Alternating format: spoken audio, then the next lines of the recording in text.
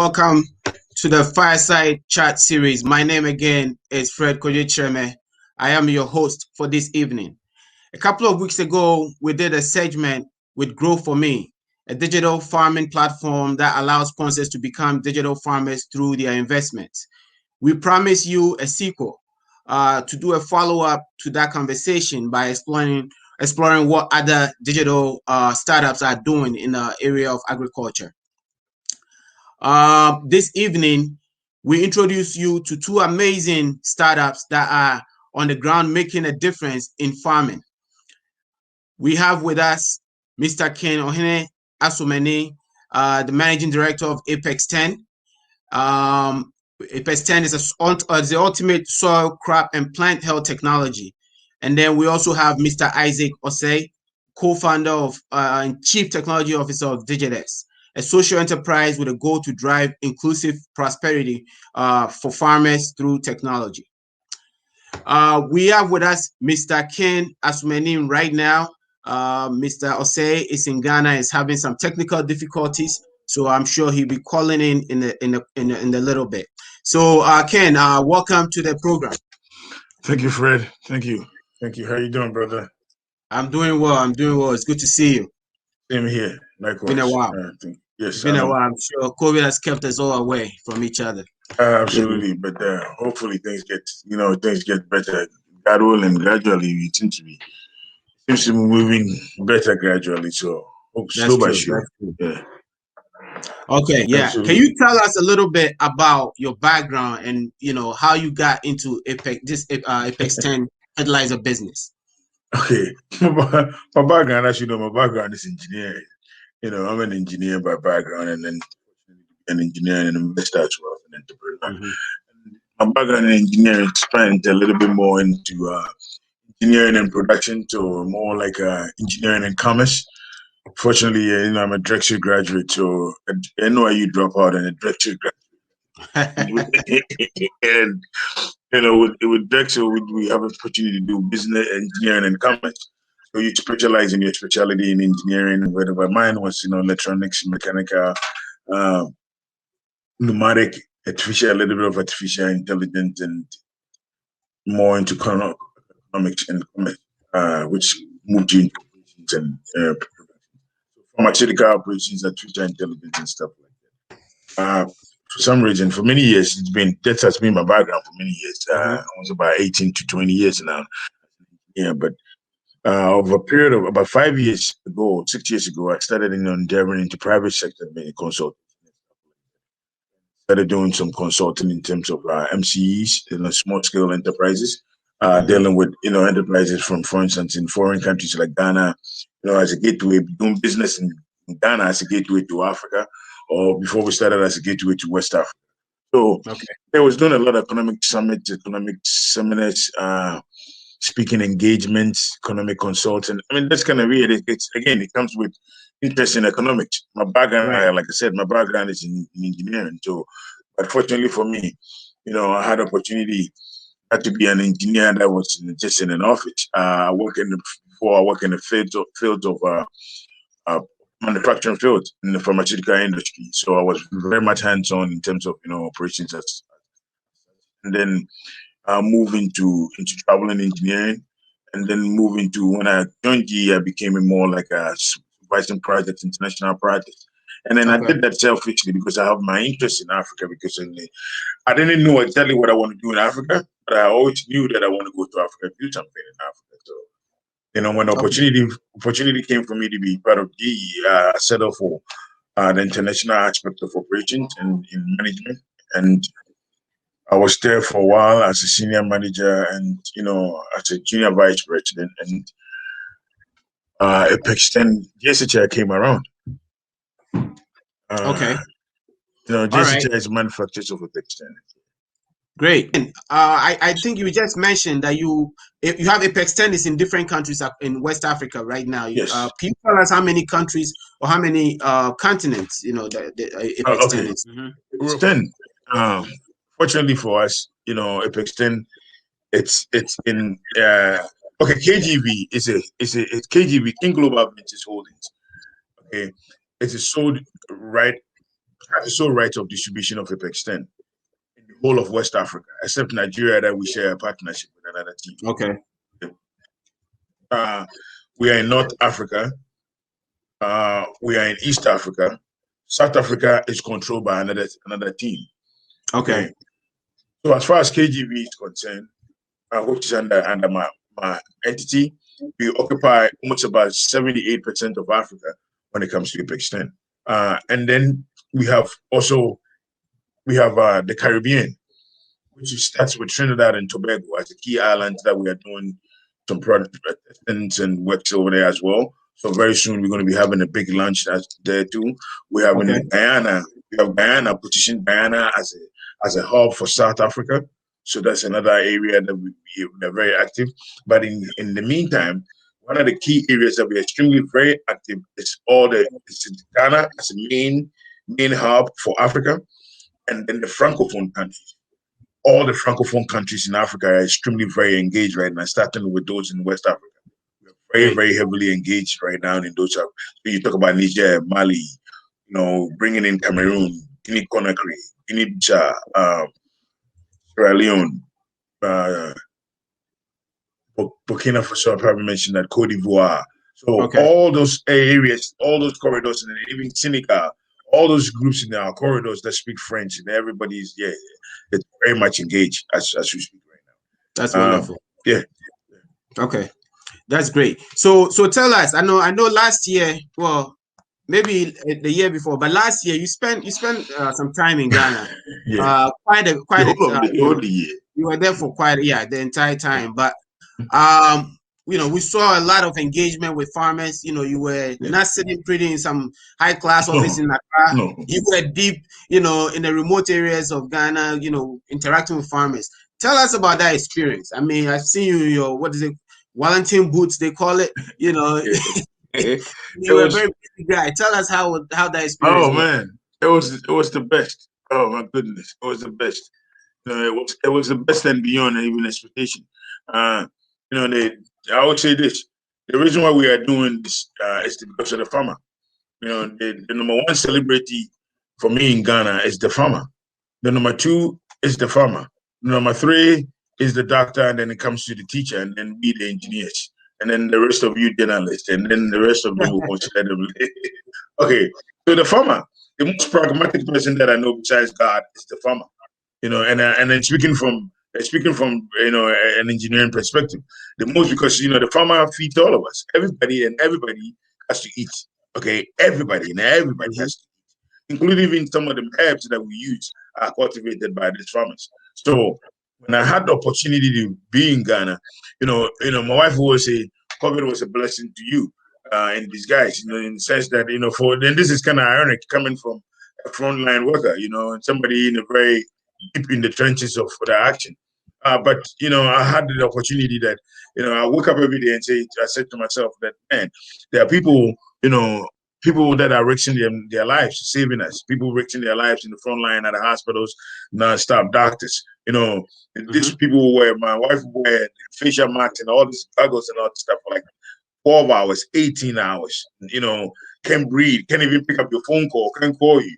All this craziness that they were going through and still even enduring. And I got a chance to be in the farm and grow food. Man, I had to wake up every day with a different spunk, and then give gratitude to the Most High, for the opportunity to be able to wake up and have breath through my nostrils. So I hit every corner. We traveled through Ghana. Even we not only just Ghana, we traveled through every interland and every nooks and creases of Ghana, every corner in Ghana about 2 to 3 times. Okay, wow. And met thousands and thousands of farmers. I mean, you're talking about, we are meeting farmers and we are converting people into farming. Okay, we are encouraging people to stay into farming. It was more like a beautiful gospel revolution in farming, and you're getting people excited. And mind you, Apex 10 was in Ghana 4 years before I got to Ghana. 4 years. Wow. We shipped it in Ghana. We were pushing it in Ghana as free. We ship numerous of containers in Ghana because we believe in our product. We believe that our product is number 1 in the world. It's 198 countries in the world, but it's only one Apex 10. We believe it will be number 1. So we put our money where our mouth is at. We won't go to the farmer and then use a celebrity some dancer, some fancy music star, or some movie star to do adverts for us. No. Anytime you see anybody that you refer to as celebrity with our product, then mind you, the person has not been paid cash to advertise for us. No. The person has tested the extent and has fallen in love with it. That's why we have, amazing human beings like Amachi Day, all these people backing our product. No. They haven't received a dime or endorsement dime CDs from us or dollars from us. They believe in the product. They saw the action. They saw us first hand in the ground. They saw us, whether they are traveling, look, ministers, MPs, ex-government officials, existing ones, bureaucrats, clergymen, Muslims, like imams, you name it. Every highway, whether it's cutting through Accra, Tema, Kumasi, Olagatanga, Navrongo, Sunyane, Atebubu, Kukurintumi, Tafu. You were in all these places. Okay, go to Lembele, go to Akontombra. All these intersections, you will see people honking their horns, waving at us. Whether it's a minister, ex-minister. So the conversation I'm telling you with everybody, policemen, prison services, nurses, doctors, teachers, people from the inner cities to everywhere. We're growing gardening in the middle of Accra. Cocoa trees or mangoes in the middle of Accra where we've been stored, crops restoration with it. Yeah, I'm gonna ask you those in a little bit about because I've seen some plants that you've talked to a lot of your customers and you've given feedback, very good feedback about the product. So we'll talk about it. But let me Ken, can you tell us what is special about Apex 10? We've seen fertilizers come and go, but tell us the buzz about Apex 10 and that everybody's talking about. What makes it so special? Okay, first of all, Apex 10 is a fertilizer booster. It's not a fertilizer, it's a booster. It's a booster. It's a booster. Okay. So it's a complement to fertilizers. Okay. Wow. And Apex 10 is made out of peat. Apex 10 is made out of peat. So Apex 10 is a living organism. Peat is like 100,000 years, about 10,000 years decomposed soil that has been mined. Okay, and we use the most sophisticated heat compressor to extract the most richest particles, which is the proteins from that. Great Apex 10. So the only external, the only extras that are in Apex 10 is fulvic acid, and fulvic acid is more like a humid acid, which is consumable. Now they are using it even in fish farming to help the fish with oxygen. You can plate in to help the fish with the bacteria to grow in the greens, to grow in the water, to give the fish better protein and better nutrients, oxygen and such. This fulvic acid, when they go into plants, when we in Apex 10, when it goes into plants, it makes the plant intelligent. So, in Africa, we always depend on rain, natural rain from God. And here it's in the case, when it rains, because we don't have better storage systems or better irrigation systems, the rain washes away or goes under the soil, and goes into the bedrock. Normally, 1 foot, 2 foot, 3 foot, and it's gone. Here, Apex 10, because the roots are not traveling horizontal, which is walking through the surfaces of the earth and becoming parasite and competing with other roots and other branches and other leaves. Sorry, other leaves and other weeds. Fortunately, our roots now, instead of talking about an oak tree, you see oak tree, all the roots are kind of penetrating directly into the ground and very aggressively. So when it rains or there's wind erosion, the tree is strong. This is what Apex 10 does. Apex 10 makes every crop becomes oak. And the beauty about Apex 10, this is the beauty about Apex 10. See, Apex 10 is for the earth, for the earth. It's heat. So it came from the earth. Okay. It's going to go to the earth only because it's for the earth. And you know why I'm saying this? The average farmer will tell you, now I see a lot of snails in my farm. My soil has replenished. Because the bacteria and the enzymes in the soil are now alive and are working. Okay. There's no chemicals here that are going to go kill them. Unlike the other bacteria and other strong chemicals that they are using in the ground, that the farmers are now complaining, we don't even get mushrooms no more. Because of Apex 10, the soils are being replenished. So you're getting enough richness in the soil.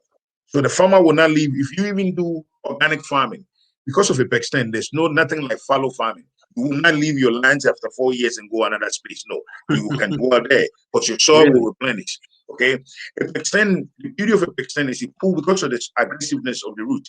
We have a farmer, right? We have a farmer that is growing grapes in Sunyani. Retired Sergeant Danto. One of the funny things that he tells me all the time is, King, because of Epexten, you're causing premature teenage pregnancy in my crops. Okay, and then I said, oh. And he tells me that, and I said, come on, what do you mean? He said, come on, King, my roots. He telling me my seeds are growing so good and aggressive that they look like they bought in fruits at that very early age. So and we can see aggressiveness in the roots. The roots are going aggressive through the plastic holdings, of where the seedlings are. You are pulling the seedling off the ground from the plastic, and it's already penetrated out of the bags into the ground already. So when this happens, the roots are able to take enough moisture out of the ground. The water that was left in the ground is able to be picked up by these roots. And because the roots can perspire, there's a lot of moisturization around the crop. So you see your lands is quite moisturized. Okay. Now, so we believe that Epexten, because of this process, Epexten is going to cut down your irrigation down by 30% to 50%. Because the plants are now intelligent, they can now go into the soil directly, vertically, to bring out a lot of nutrients. When they're able to do that, they bring out a lot of potassium. And the potassium that they're able to bring, those are all natural.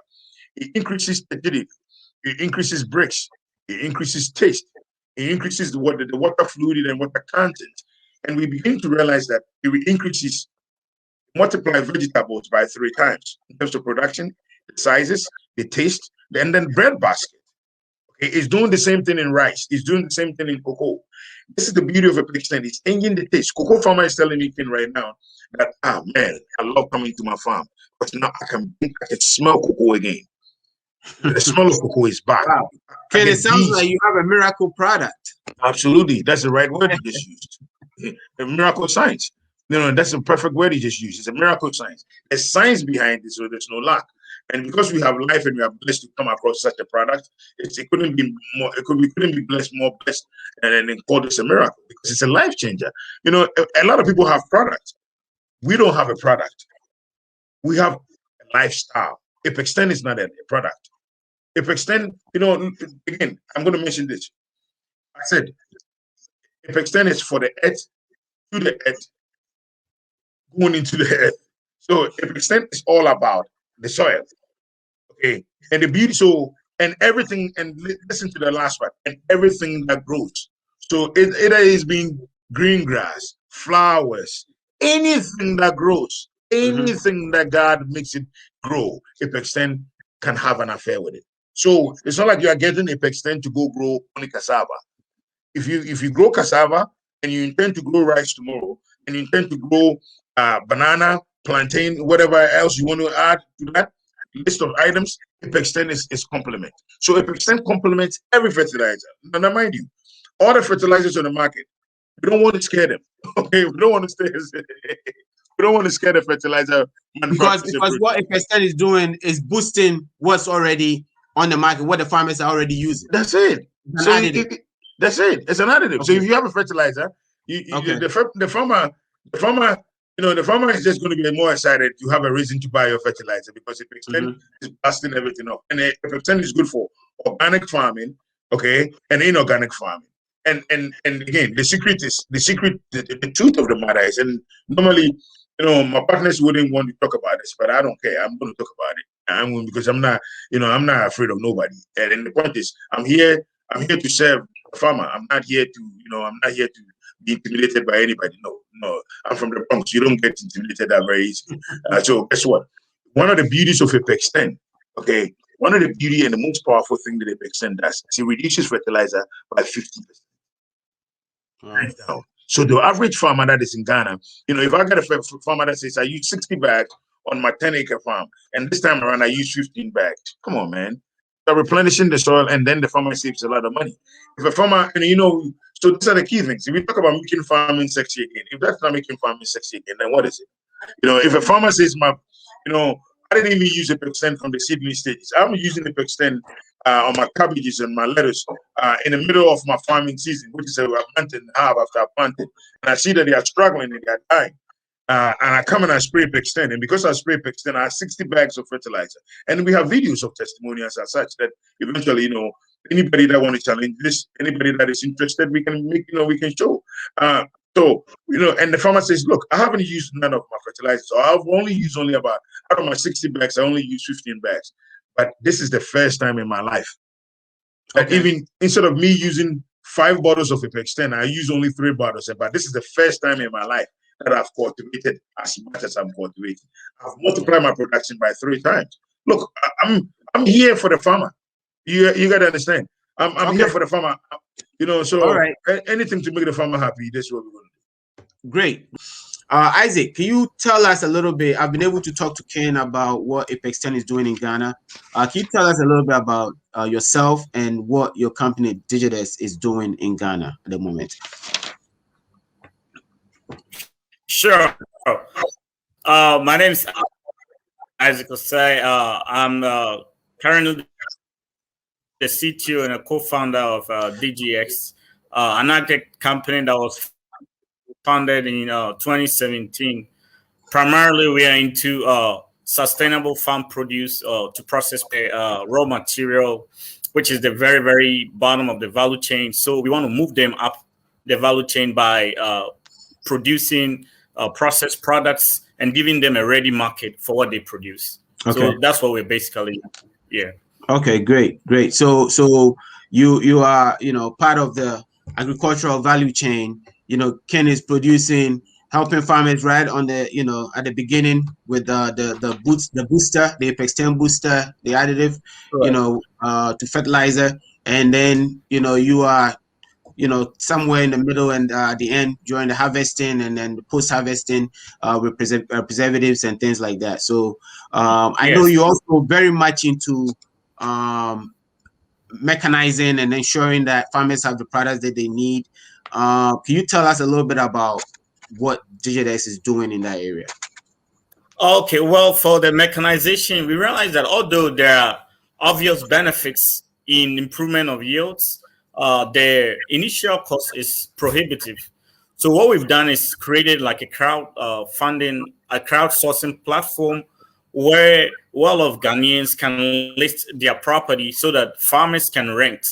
So in simple terms, we have something like an Uber, but for farm machinery.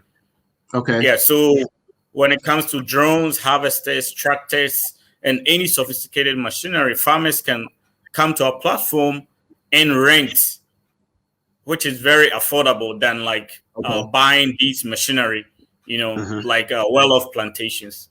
Yeah. Oh, that's great. So it's like the Uber, for farming equipment, for these farmers, basically. Yes. Okay. And how is that working so far? I mean, you did say it's cheap, but really, is it very reasonable for farmers in the in the remote villages? Can they afford your products?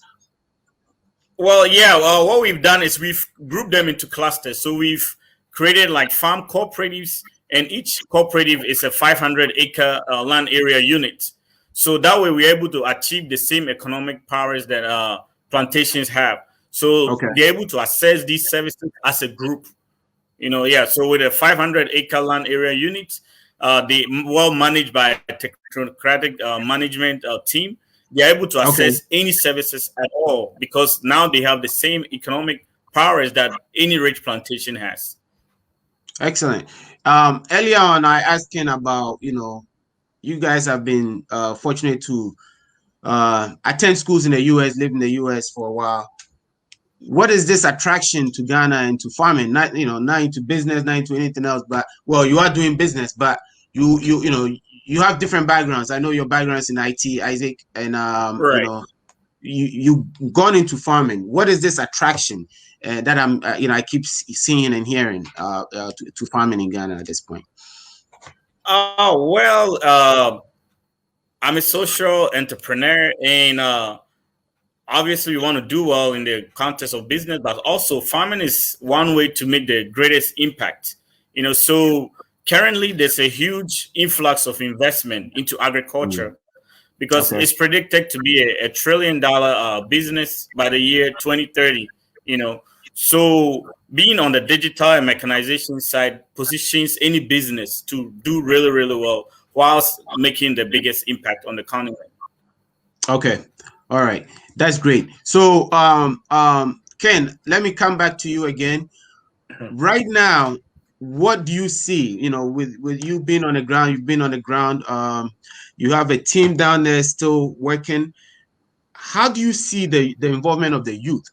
Is is making farming sexy again reverberating across the country? I like when you talk about the way you smile. Absolutely. If you're smiling, then obviously it's doing something, right? Yes, yes. The beauty about it is it hasn't been just a slogan. It's been quite practical because you gotta have to, you have to feel it to know. You have to. A hungry man it knows it. He who knows it, or it's the one that feels it. You have to be on the ground to see what the youth is going through. And the reality is, talking about the beauty of farming and convincing people with numbers and this, all this extra beautiful words don't mean what. The reality is, what is making farming sexy again? This is what some of the innovative stuff is what Isaac is doing. You got to understand, we're not just talking about just dig the ground and put corn and let it grow. Okay, farming itself, like me on the soccer field, when I was coaching and I'm coaching soccer, this is what I teach my kids. I'm an engineer and I play soccer, and I've been successful enough to know that soccer paid my school fees. So if I didn't make it to Chelsea, at least I became an engineer out of it. One of the things that you can fall back on soccer is, for instance, building of the soccer stadium, the green grass, the concession, the lighting system, the cameraman, the journalist. There's so much jobs that encompasses that. The same thing with agriculture. So that's how I see it. Like I see it as a global village. What does this global village encompasses? Okay, the kids in Bompata, in the constituency of Bompata, maybe that municipality entails about maybe 10 towns. If Bompata is number one for producing pepper, and pepper is really doing such a great job, and we're talking about added value and post-harvest losses. Then the journalist doesn't have to move from Bompata because now the journalists have a story to talk about and how Bompata pepper is number one in the world, or how everybody has to pay attention to pepper from Bompata. Okay, so making farming sexy again is urban rural migration. Economics. When we talk about economics, it's urban rural migration, rural urban migration. Why is the Tema? The kids are coming from Obuasi, Bompata, and all those places to come to Tema and Accra in the forced wood of finding jobs, and it never ends up this way. And they end up being prostitutes, Chishan boys, and all that kind of stuff, and creating all the social vices. How do I convince such a child that you can do better in Bompata? You don't need to come to Accra. How do I do that? I'm able to do that because now, if my father and mother are farmers and they are not coming home fighting because the cassava that they harvested, they didn't have to rush it to a market woman and sell it for cheap. So they have to come home and eat the rotten ones and barely have anything to survive on. If that is not happening, and they are able to find a source like people like Isaac, if Pepper Stand is able to help produce more and help increase quality, it's help increase taste, it's help increase the shelf life. Then folks like Isaac can come in and find an outlet, or work with a farmer to be able to find an outlet where the products can go. So the farmer has already a ready market waiting. The farmer doesn't sit there and wait for somebody to come and buy. All these things are happening, and it's indirectly affecting the child. Because now the making farming sexy again, the traditional farmer is my number one target. I want to see that traditional farmer smile. If that traditional farmer is telling me, I'm a cocoa farmer, I don't need to go borrow money no more from the government in order to be able to pay my kids' school fees. Also, if it extend, normally I'm getting only 10 cocoa parts from one tree. Now I'm getting 200 and 300. So now I have enough money to pay my kids' school fees. I have enough money to buy a Hilux to take my wife on a date. If the kids are seeing this in their households and their parents are together and they're happy and they are joyful, the joy transcends into the kids. So the kids have no reason to come to the so-called urban areas to look for these false food jobs. This is making farming sexy again. So now guess what happens here? The young boy and woman goes into farming. Then down, national security. You see, national security becoming in a sense of agency because we are importing too much food. Our traditional farmers are too old. They are not being supported very well. Now they're being supported. They have to extend their producing more. They got money. The youth are joining them. So now muscle and more intelligent minds. So artificial intelligence, new things are coming in, mechanization, and the journalism is being there. And the market appeal has been there. The transitioning of transportation systems have been. And so all these processes have been in. That is making farming sexy again. Now the little kids says what? The little boys and girls in schools are also happy because now they also what? Plan for food and jobs. They are planting schools. Schools have Tamasco. Look at the land in Tamasco. Look at let's take this Tamasco. I would take my schools into Castles College. Look at the land it is to Castles College. And let's go to the pantry right now and let's see if there's even a bowl of salad on their table. It's absurd. It's absurd. So this is where we talk about making farming sexy again, getting the traditional farmer to smile again, the youth participating into the farming, and even the little ones excited about what we grow with what we eat. If the young little ones are growing vegetables, trust me, my kids are doing the same thing in America, and even in Ghana, when they grow vegetables, they're excited about the whole process of eating it to be part of it. So they are eating it. So that's the whole idea of making farming sexy. It's catching fire. The kid is finding jobs. Even look, we're going to green grass. They're finding jobs in green grass. Yeah, let me get back to that. I want to get a little bit about. I think you have an interesting area. The idea that you use IoT enabled sensors to monitor and manage activities of pests and weed. I think that's how does that work? Can you elaborate a bit on that? Oh yeah. Looking at the way our farming is, there was no system in place to detect disease early and stress early. So we decided to build a system where this can be done. And although farmers at the moment do not really embrace that, we are bundling it with insurance companies. So we're talking to insurance companies so that they can use it as a tool to mitigate risks. Because farmers are more interested in physical products, like products that they can see and realize immediate results. So when you talk about data, they don't really appreciate it. So we have to re-strategize that product. But what it really does is we use satellite and drone imagery to create mathematical models, and you can use the fact that chlorophyll reflects sun rays to formulate crop health. So that's what we do basically. So with satellite and drone imagery, you can detect pH stress, water stress, pest or disease stress in the field. Wow, that's great. That's really good to hear. And I know Ken mentioned earlier that Apex 10 helps to reduce the fallow periods, in farming.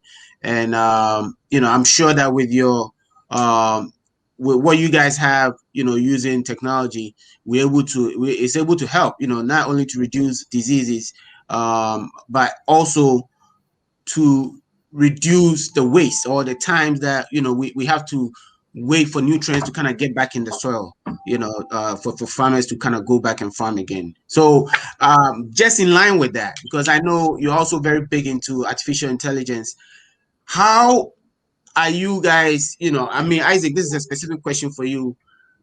How do you see the youth, using technology to get into farming, or even not, if they're not directly farming, how are they able to get into that value chain using technology in Ghana? The kids, the youth in Ghana, how can they use or utilize technology in farming or in helping their family farms, for instance, because many of us used to just leave our family farms behind and then go and, become accountants, engineers and whatnot. But now we still have these family farms. How can we use that knowledge that we have, or that knowledge that technology presents today, to go back and help our families? Yeah, that's a good question. What we really need to be talking about is making agriculture attractive. So these advanced technologies that we are going into makes agriculture white collar, and also there's a lot of production, making it lucrative. So this way, agriculture achieves the same attractiveness as any other white collar jobs. So if it's engineering, you can find it in agriculture. If it's finance, there are financial technologies. Computer science, we all know mobile apps. If it's data science, you can find it in agriculture. So the fact that we are mechanizing and digitalizing agriculture achieve the same white collar, and lucrative nature, Okay. which are jobs that the youth are attracted to. Isaac, just So say you're these making advanced farming. technologies that we're pushing, Isaac, not to cut you off. yeah. Just say you're making agriculture sexy again. That's all. That's Exactly, it. exactly. Yeah. And that is what the Okay. youth will be attracted to. If it's white Absolutely. collar and lucrative, then we've achieved the same attractiveness for all other jobs. Other Absolutely. industries, the way the youth are attracted is due to the fact that it's lucrative and what white collar. So this digitalization and mechanization will help agriculture attractiveness like any other jobs.